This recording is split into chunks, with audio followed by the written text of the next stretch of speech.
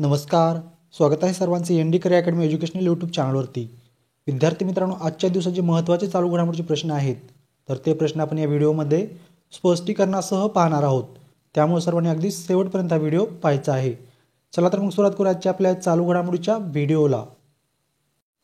प्रश्न क्रमांक 1, भारताचे नियंत्रक आणि महालेखा परीक्षक म्हणून डॅश डॅश यांची नियुक्ती करण्यात आली आहे। उत्तर ऑप्शन क्रमांक 3 के संजय मूर्ती। भारताचे 15व्या क्रमांकाचे नियंत्रक आणि महालेखा परीक्षक म्हणून कोणाची नियुक्ती करण्यात आली आहे? के संजय मूर्ती यांची। यांच्या अगोदर आपल्या देशाचे 14व्या क्रमांकाचे नियंत्रक आणि महालेखा परीक्षक होते गिरीशचंद्र मुर्मू। सध्या नवीन कोण बनलेले आहेत? के संजय मूर्ती। के संजय मूर्ती हे 1989 बॅचचे हिमाचल प्रदेश केडरचे IAS अधिकारी आहेत बघा। आता हे जे भारताचे नियंत्रक आणि महालेखा परीक्षक असतात किंवा यालाच आपण काय म्हणतो? कॅग। कॅगची स्थापना आपल्या देशामध्ये 1858 साली करण्यात आलेली आहे आणि या पदाची तरतूद आपल्या भारतीय राज्यघटनेच्या कलम 148 मध्ये करण्यात आलेली आहे बघा। कॅग जे असतात त्यांचा कार्यकाल 6 वर्ष किंवा त्यांच्या वयाची 65 वर्ष जे अगोदर पूर्ण होईल तोपर्यंत त्या पदावरती कार्यरत राहू शकतात। कॅगची नियुक्ती आणि यांना शपथ जी आहे तर ते आपल्या देशाचे राष्ट्रपती देत असतात। आता आपण जे ऑप्शन दिले आहे तर त्यामध्ये आपल्या भारताचे 16व्या क्रमांकाचे महान्यायवादी किंवा यालाच काय म्हणतो आपण अटॉर्नी जनरल ते आहेत सध्या आर व्यंकटरमणी। भारताचे सॉलिसिटर जनरल आहेत सध्या तुषार मेहता। तुषार मेहता हे आपल्या देशाचे 23व्या क्रमांकाचे सॉलिसिटर जनरल आहेत। भारताचे महासर्वेक्षक किंवा सर्वेयर जनरल आहेत सध्या हितेश कुमार मकवाना। आपल्या भारताचे नवीन लोकपाल बनलेले आहेत सध्या अजय खानविलकर आणि आपल्या भारताचे 12व्या क्रमांकाचे मुख्य माहिती आयुक्त आहेत हिरालाल समरिया। प्रश्न क्रमांक 2, दुबई स्पोर्ट्स काउन्सिलचे नवीन ब्रँड अँबॅसेडर म्हणून डॅश डॅश यांची नियुक्ती करण्यात आली आहे। उत्तर ऑप्शन क्रमांक 3 पर्याय 1 आणि 2। दुबई स्पोर्ट्स काउन्सिलचे नवीन ब्रँड अँबॅसेडर म्हणजेच क्रीडा राजदूत म्हणून कोणाची नियुक्ती करण्यात आलेली आहे? सानिया मिर्झा आणि हरभजन सिंग यांची। दुबई हे जे शहर आहे रे संयुक्त अरब अमिराती म्हणजेच UAE या देशामधील सर्वात मोठं शहर आहे। UAE या देशाची राजधानी आहे अबू धाबी। सध्या या देशाचे राष्ट्रप्रमुख आहेत खलिफा बिन झायेद अल नहयान आणि पंतप्रधान आहेत मोहम्मद बिन राशिद अल मक्तूम। UAE या देशाचे राष्ट्रीय चलन आहे दिरहम। थायलंड पर्यटनासाठी नुकतंच सोनू सूद यांची ब्रँड अँबॅसेडर म्हणून नियुक्ती करण्यात आली आहे बघा। तर दक्षिण कोरिया देशाच्या पर्यटनाचे राजदूत बनलेले आहेत नुकतंच आनंद कुमार। यानंतर पाहूयात प्रश्न क्रमांक 3, देशातील 56वा व्याघ्र प्रकल्प म्हणून घोषित करण्यात आलेला गुरु घासीदास तमोर पिंगला व्याघ्र प्रकल्प डॅश डॅश राज्यात आहे। उत्तर ऑप्शन क्रमांक 1 छत्तीसगड। नुकतंच आपल्या देशातील 56वा व्याघ्र प्रकल्प घोषित करण्यात आलेला आहे बघा। या अगोदर आपल्या देशामध्ये 55 व्याघ्र प्रकल्प होते आणि 56वा व्याघ्र प्रकल्प जो घोषित करण्यात आलेला आहे गुरु घासीदास तमोर पिंगला व्याघ्र प्रकल्प तर हा कोणत्या राज्यामध्ये आहे? छत्तीसगड राज्यातील रामकोला या ठिकाणचा हा व्याघ्र प्रकल्प आहे आणि हा आपल्या देशातील तिसरा सर्वात मोठा व्याघ्र प्रकल्प ठरलेला आहे बघा।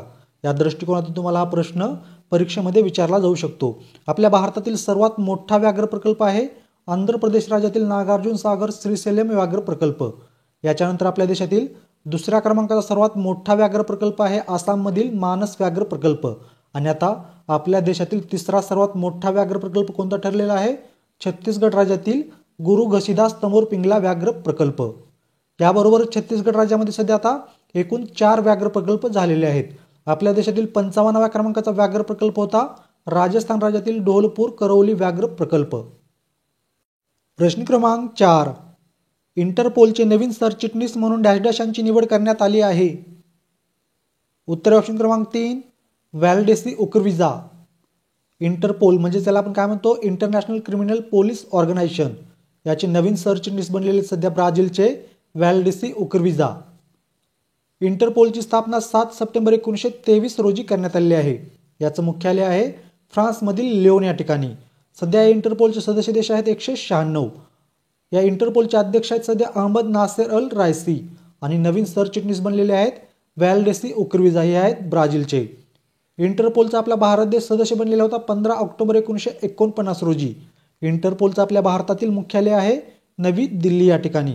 आता आपण जे ऑप्शन दिले तर त्यामध्ये UN म्हणजेच युनायटेड नेशन किंवा यालाच आपण काय म्हणतो? संयुक्त राष्ट्र संघ याचे महासचिव आहेत सध्या पोर्तुगालचे अँटोनियो गुटेरेस।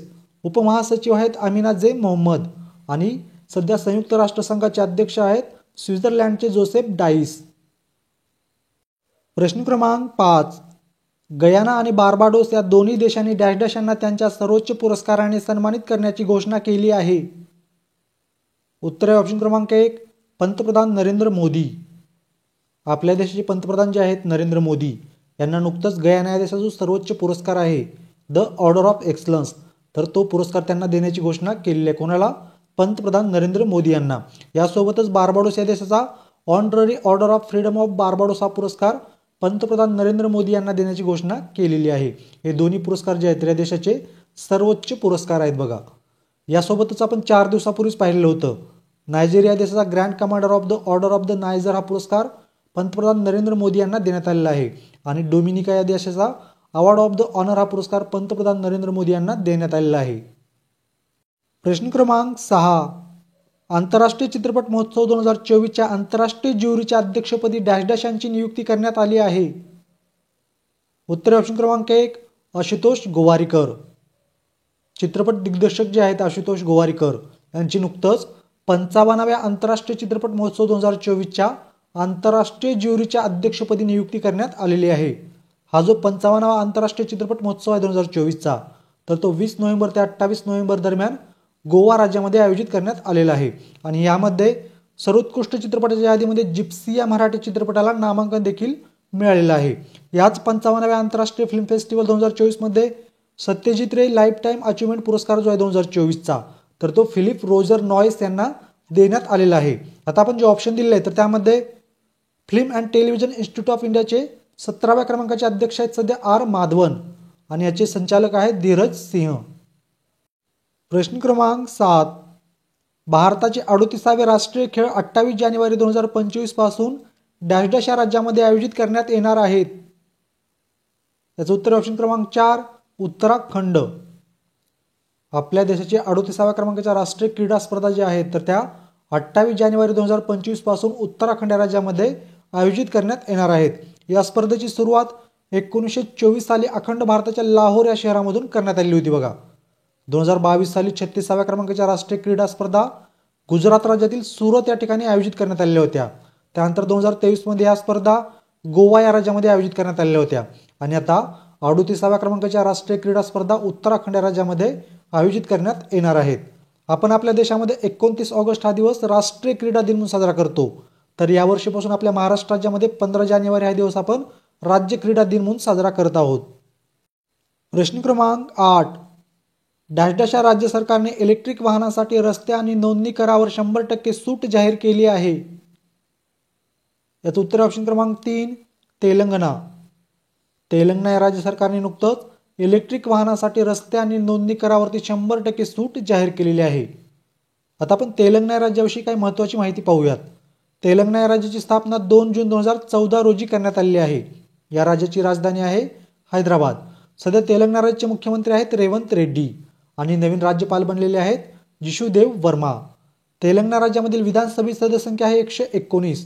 तेलंगणा राज्यामधील विधान परिषदेची सदस्यसंख्या आहे 40. तेलंगणा राज्यामध्ये लोकसभा मतदारसंघ आहेत 17 आणि राज्यसभेच्या एकूण सीट आहेत 7. आपल्या महाराष्ट्रातील 4 जिल्ह्यांना तेलंगणा राज्याची सीमा लागून आहे बघा. कोणत्या 4 जिल्ह्यांना? नांदेड, यवतमाळ, चंद्रपूर आणि गडचिरोली या 4 जिल्ह्यांना तेलंगणा या राज्याची सीमा लागून आहे.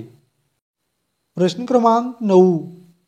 टाटा स्टील चेस ब्लिट्झ 2024चे विजेतेपद डॅश डॅश यांनी जिंकले आहे. याचं उत्तर ऑप्शन क्रमांक 1 Magnus Carlsen. Tata steel chess blitz 2024चे विजेतेपद कोण पटकावलेलं आहे? नॉर्वेचे बुद्धिबळपटू मॅग्नस कार्लसन यांनी. आपण जे ऑप्शन दिले तर त्यामध्ये सुपर बेट रॅपिड ब्लिट्झ बुद्धिबळ स्पर्धा 2024चे विजेतेपद देखील नॉर्वेच्या मॅग्नस कार्लसन यांनी पटकावलेलं आहे बघा. नॉर्वे बुद्धिबळ स्पर्धा 2024चे विजेतेपद आपल्या भारताच्या रमेश बाबू प्रज्ञानंदा यांनी पटकावलेलं आहे. तर या नॉर्वे बुद्धिबळ स्पर्धा 2024चं उपविजेतेपद मॅग्नस कार्लसन यांनी पटकावलेलं आहे. लिओन मास्टर्स बुद्धिबळ स्पर्धा 2024चं विजेतेपद भारताच्या विश्वनाथ आनंद यांनी पटकावलेलं आहे. तर नुकतंच चेन्नई ग्रँड मास्टर 2024चं विजेतेपद अरविंद चिदंबरम यांनी पटकावलेलं आहे. प्रश्न क्रमांक 10. समलिंगी विवाहाला कायदेशीर मान्यता देणारा जगातील 35वा देश डॅश डॅश हा ठरणार आहे. याचं उत्तर ऑप्शन क्रमांक 4 इस्टोनिया. समलिंगी विवाहाला कायदेशीर मान्यता देणारा जगातील 35वा देश कोणता ठरणार आहे, तर इस्टोनिया हा देश ठरणार आहे बघा. कारण पुढील वर्षी इस्टोनिया हा जो देश आहे तर तो समलिंगी विवाहाला कायदेशीर मान्यता देणार आहे. सध्या जगातील 34 देशांनी समलिंगी विवाहाला कायदेशीर मान्यता दिलेली आहे. किती? 34 देशांनी. अमेरिका देशाने समलिंगी विवाहाला कायदेशीर मान्यता दिलेली आहे 9 जुलै 2015 रोजी. समलैंगिक विवाहांना मान्यता देणारा आशिया खंडातील पहिला देश ठरलेला होता तैवान. तैवाननंतर दुसरा देश ठरलेला होता नेपाळ. आणि समलैंगिक विवाहांना मान्यता देणारा आग्नेय आशिया खंडातील पहिला देश आणि आशिया खंडातील तिसरा देश ठरलेला आहे थायलंड. लक्षात आलं ना? समलैंगिक विवाहांना मान्यता देणारा आग्नेय आशियातील पहिला देश आणि संपूर्ण आशिया खंडातील तिसरा देश कोणता ठरलेला आहे, तर नुकतंच थायलंड हा देश ठरलेला आहे.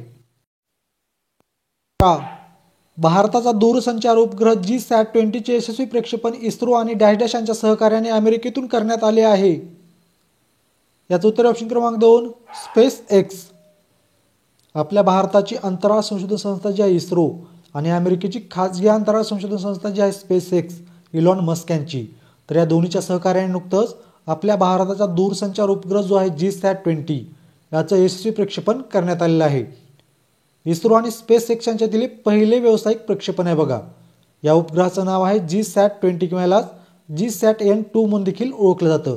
याचं प्रक्षेपण स्पेस एक्सच्या फाल्कन 9 या रॉकेटद्वारे करण्यात आलेलं आहे. कोणत्या ठिकाणाहून? अमेरिकेतील केप कॅनवेरेल या ठिकाणाहून. या उपग्रहाचं वजन आहे 4700 किलोग्रॅम आणि हा जो उपग्रह आहे तर तो 14 वर्ष कार्यरत राहणार आहे. हा एक कम्युनिकेशन सॅटेलाइट आहे बघा. हा जो उपग्रह आहे तर तो दुर्गम भागात ब्रॉडबँड सेवा आणि प्रवासी विमानामध्ये उड्डाणात इंटरनेट प्रदान करणार आहे. प्रश्न क्रमांक 12. भारतीय नौदलासाठी युनिकॉर्न मास्टच्या निर्मितीसाठी भारत आणि डॅश या देशात करार झाला आहे. उत्तर ऑप्शन क्रमांक 4 जपान. आपल्या भारतीय नौदलासाठी युनिकॉर्न मास्टच्या निर्मितीसाठी भारत आणि जपान या दोन देशांदरम्यान नुकतंच करार करण्यात आलेला आहे. जपान या देशाची राजधानी आहे टोकियो. जपान या देशाचे 65व्या क्रमांकाचे पंतप्रधान आहेत सध्या शिगेरू इशिबा आणि जपान या देशाचं राष्ट्रीय चलन आहे जपानी येन. सध्या आपल्या भारतीय नौदलाचे 26व्या क्रमांकाचे प्रमुख आहेत दिनेश कुमार त्रिपाठी किंवा यालाच आपण काय म्हणतो DK त्रिपाठी आणि सध्या आपल्या भारतीय नौदलाचे उपप्रमुख आहेत कृष्ण स्वामीनाथन. आणि यानंतर पाहूयात तुमच्यासाठीचा आजचा आपला प्रश्न.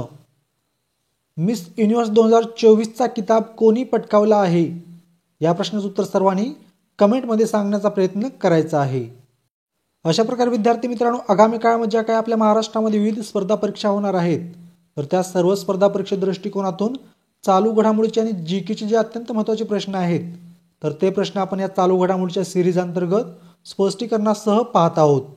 तुम्ही जर आणखीन आपले यूट्यूब चॅनल सबस्क्राईब केलं नसेल किंवा चुकून सबस्क्राईब करायचं राहिलं असेल तर आपल्या यूट्यूब चॅनलला सबस्क्राईब करून बेल आयकॉनचं बटन क्लिक करायला विसरू नका. याबरोबरच तुम्हाला जर मी दिलेली माहिती आवडली असेल, समजली असेल तर आपल्या या व्हिडिओला, आपल्या चॅनलला लाईक, कमेंट आणि तुमच्या मित्रमैत्रिणीपर्यंत शेअर करायला देखील विसरू नका. यासोबतच विद्यार्थी मित्रांनो, तुम्हाला जर चालू घडामोडी आणि GKच्या महत्त्वाच्या PDF नोट्स हव्या असतील तर तुम्ही आपला टेलिग्राम ग्रुप देखील जॉईन करू शकता.